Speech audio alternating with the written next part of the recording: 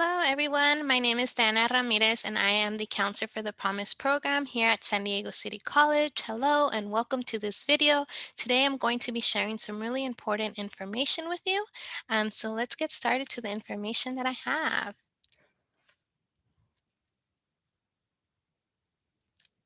All right, so today we're going to be talking about what is a W.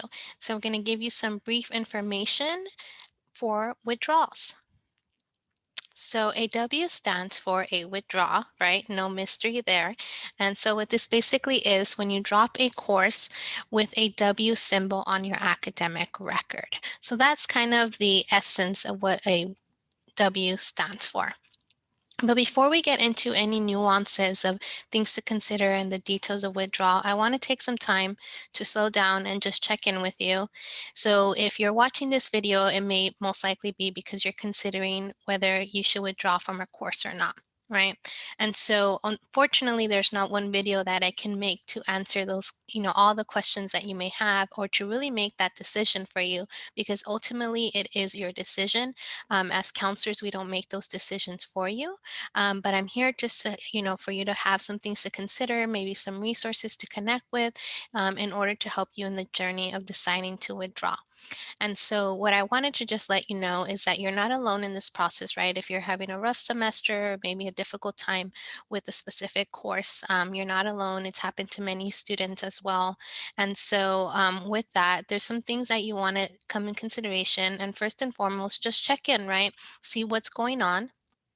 Do you just feel there's a lot of things going on outside of your academics that make it too difficult to focus? Is it something that you're having a little bit too much difficulty with? And so there's some basic needs or some tutoring or something like that that you think could help you in the course. Definitely reach out to us in the Promise program here. We can provide some resources that may help you, focus more on your school if you're finding there's a lot of other things outside that are, out of your control that could maybe help you in the process. And so first and foremost, again, just check in. What are some things that are impacting and seeing if any resources that, City College has to offer may help you in that journey.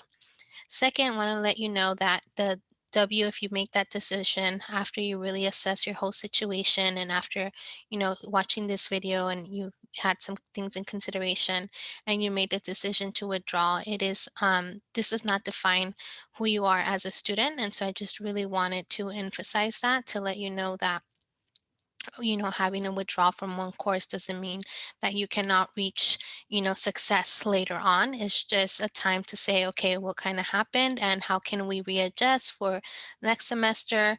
There's a lot of reasons, like I mentioned, that students can withdraw. And so the most important key thing is to just kind of to assess what was going on and seeing how we can learn and grow from that. Okay, hopefully that was helpful. So now let's get into the technicalities so this video is not too long. All right, so some things to consider.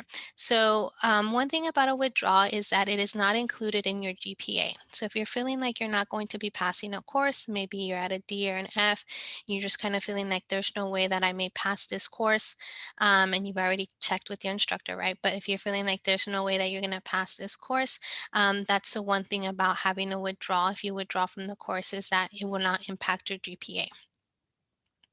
Now, as a student, you are ultimately responsible to withdraw from the port when using the portal. So sometimes students just say, hey, I haven't checked in the class, whether it be online or, whatever way you do to check into the course. And so they feel that the instructors will drop them.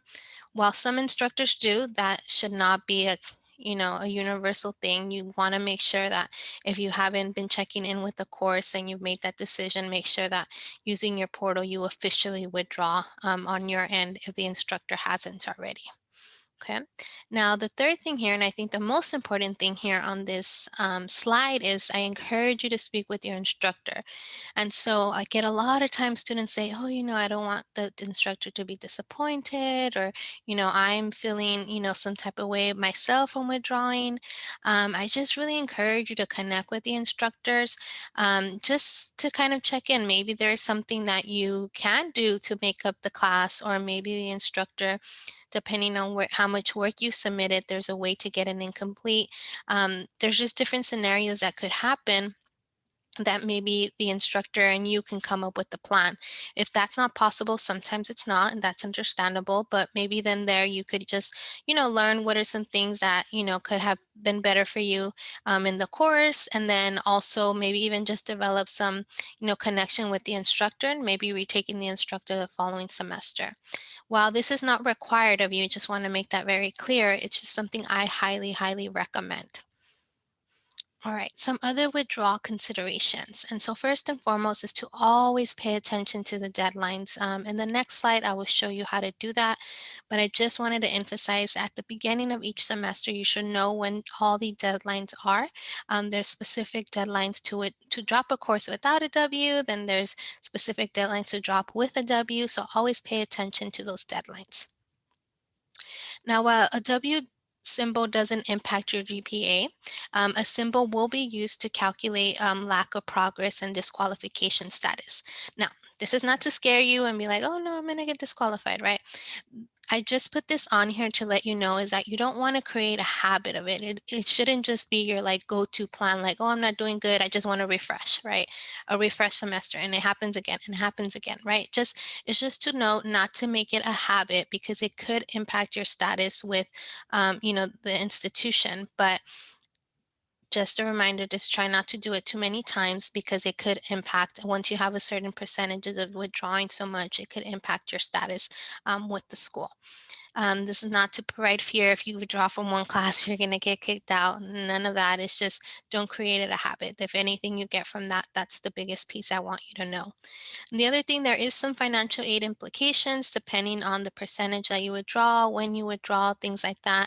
But you want to speak with financial aid. They'll be able to give you a more robust information in regards to how a W can impact your financial aid if you receive it.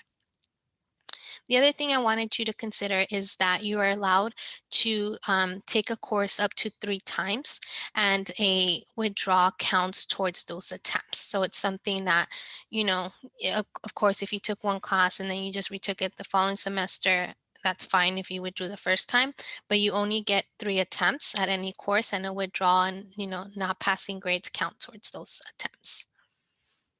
All right.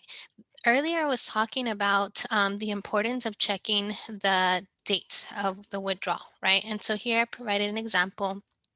If you're on the class schedule and you select a course and you look at the section, you'll then see a little calendar here. And so within that calendar, you will have the very important deadlines. This is something I encourage you to get in the habit of doing at the beginning of the semester, where you're looking at all the deadlines. And the reason why I bring you to this and not just provide a calendar for you is because our primary session is 16 weeks, but within that session, we have so many classes that have different start dates. So it's always important to just, look at your class, look at your section number. And so you can see for this class, the last date of withdrawal would be April 16th. So after that, then you won't be able to withdraw with the W, you only get a letter grade. So it's so important to pay attention so you know how much time you have to make these decisions.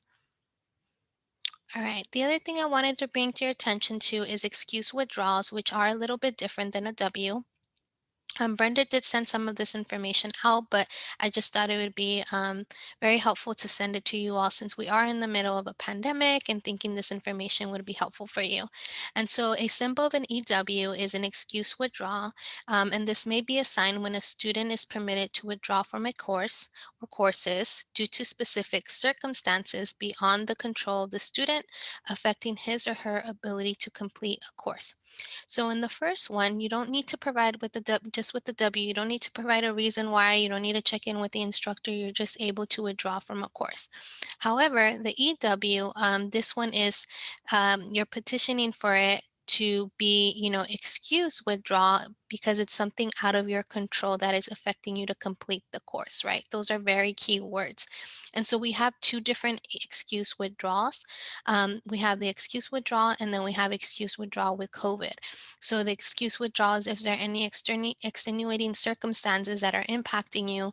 A lot of times students say, oh, I had to work extra at work, or in the past was, driving to campus, I didn't have a car, right? Those are not really extenuating to that extent. And so you just want to keep in mind extenuating circumstances. Now, with the pandemic, we have EEW with COVID, and right, and so COVID has impacted us in many different ways. And so, if you find those reasons to be extenuating, you're able to look into petitioning for an excuse withdrawal. And so, the difference is that the EW is not counted in your progress, probation, and dismissal calculations, as mentioned earlier, and it also won't count towards your enrollment attempt, as I mentioned that the withdrawal would. Okay. But the biggest difference to get an excuse withdrawal is you do need to petition, you do need to write a statement, you need to provide some documentations noting that there are extenuating circumstances. And so Brenda has shared this in the information before, the links and all that. But if you have other questions, please feel free to reach out to us to give you a little bit more information on that process. Well, that's all I had for you. I don't want to make this video too long. I hope this was helpful in the process of making your journey. And as I mentioned, if you are able to connect with a counselor and also an instructor, that might be very helpful in your decision-making process. Have a good one. Goodbye.